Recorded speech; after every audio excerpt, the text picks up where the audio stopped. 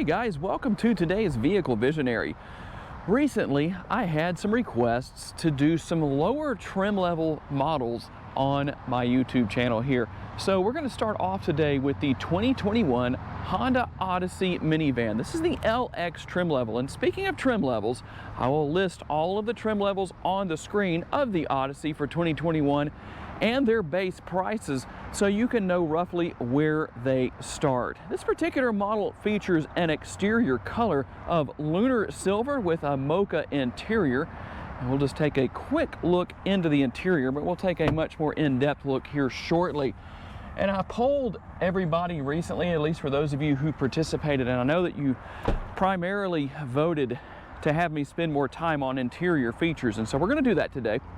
But speaking of features, one of the great features that is now standard for 2021 with the Odyssey is Honda Sensing. So I will list the safety features on the screen, at least a small list of those.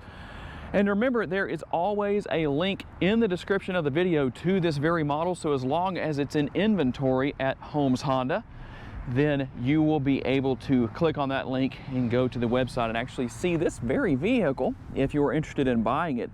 This model, as you can see, comes with LED headlights and LED daytime running lights. And here under the hood is the 3.5 liter V6. It's a naturally aspirated motor, no turbochargers here, but it does put out a plentiful amount of horsepower, 280 horsepower to be exact, and that is put to the ground through a 10-speed automatic transmission. And I've listed all the information on the screen. You may want to know the MPGs and all that good stuff, but I can tell you from having driven several of these Odysseys in the past that 280 horsepower can make it a lot of fun to drive, especially if there is not a lot of cargo and or people in the vehicle. It will actually spin the front tires just a little bit when you first take off.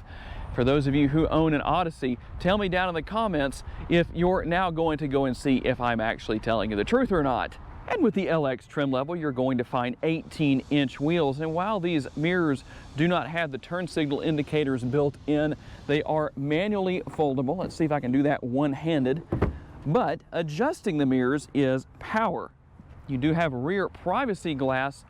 And of course, as we begin to take a look at the rear here, you do have a bit of a rear roof spoiler, mainly meant to channel the air over the window as you're driving down the road to try and keep that as clean as possible while you are driving with dirt and dust blowing around and all that kind of stuff. But in the event that you do need a rear window wiper, of course, that is here as well. And in the interest of fair reporting, here is your remote that will come with this particular trim level.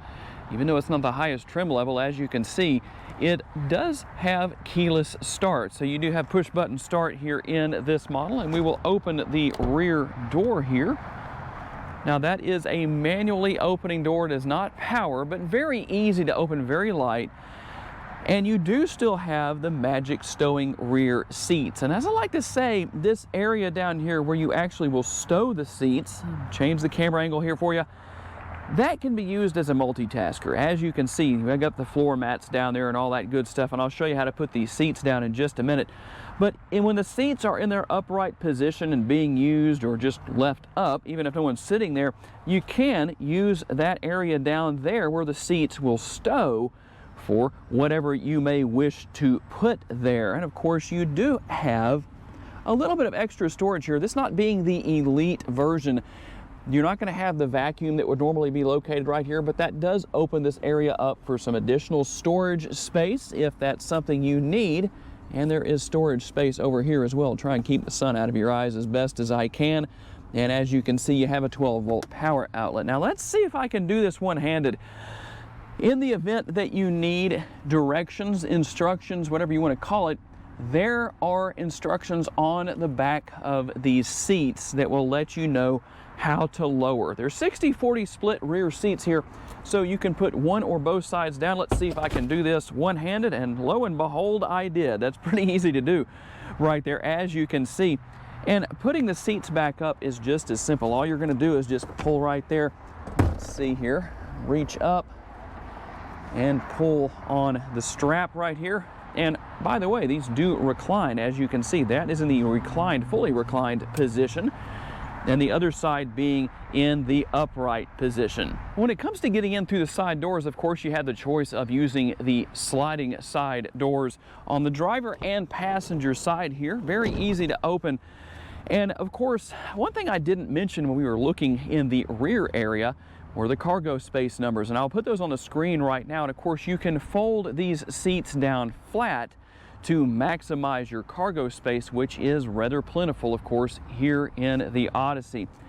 And as you can see right here, you've got a couple of different options as to what you can do here as far as where the seat can be positioned and how easy it is to move. In fact, I'm going to do this one-handed as far as moving the seat forward to allow me to get into the back seat. So all I did was pull this lever forward, just like that, and the seat easily moved forward. So very easy to do. And we'll just hop into the rear area here, the rear seat area here. Hopefully not move the camera too fast and give you a headache or make you dizzy or anything. But just to show you what is here as far as the cup holders, you do have air conditioning vents on each side. In fact, everybody has 2 air conditioning vents for the middle and rear passengers. And as you can see, there are the air conditioning vents located on the door pillar right there, right in front of that sliding door. Now, you don't have connectivity back here. That's one thing that you may notice, but again, we're talking about a lower trim level, but in the price point where this model falls, not too terribly bad. Now, one thing I did notice here as far as what you don't have is a button to push that will allow the seats to automatically move forward, but that doesn't mean that it's very difficult to get out of here. Let's see if I can do this.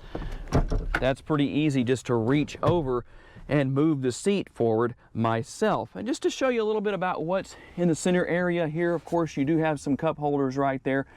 And I guess you could call this storage right here. I'm not really sure about that. It's just kind of a space here. Of course, one thing you will notice if you're a keen-eyed observer is you don't have the magic sliding seats here. You also don't have the middle seat that is removable in this particular model, but still there is seating for 7 people total in this trim level of the Odyssey. And if you're questioning whether or not these windows lower here on the sliding doors, that is obviously a yes. And as we begin to look into the front seat area, you do have the dual door bins here on the passenger side, and this of course is a 4-way power seat on the passenger side.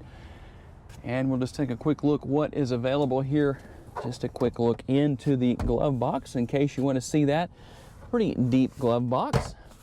And of course, you do have quite a bit of storage space right here in front of the console. And if somebody wants to hang whatever, a bag or whatever right there, that is actually what that little hook right there is for. And as you can see, the driver and passenger seat both have fold-down armrests that you can move out of the way if you wish to. And here on the driver's side, here is what you will have with the door. Of course, basically a carbon copy of what we saw on the passenger side, with of course some exceptions as far as functionality, the different buttons and switches here to raise and lower windows, child locks, and all that good stuff here. And let's take a look right here on the dashboard. There is your power parking brake, and if you need to use brake hold mode, there is the button for turning that on.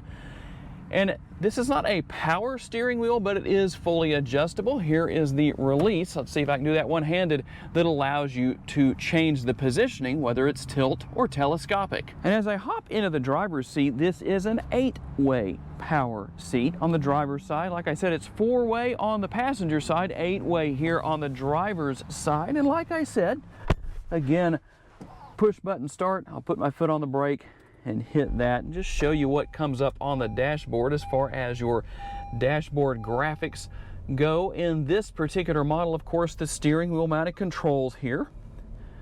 You're going to have your cruise control and everything pretty simple to figure out here. And of course, you can run through a lot of different features here.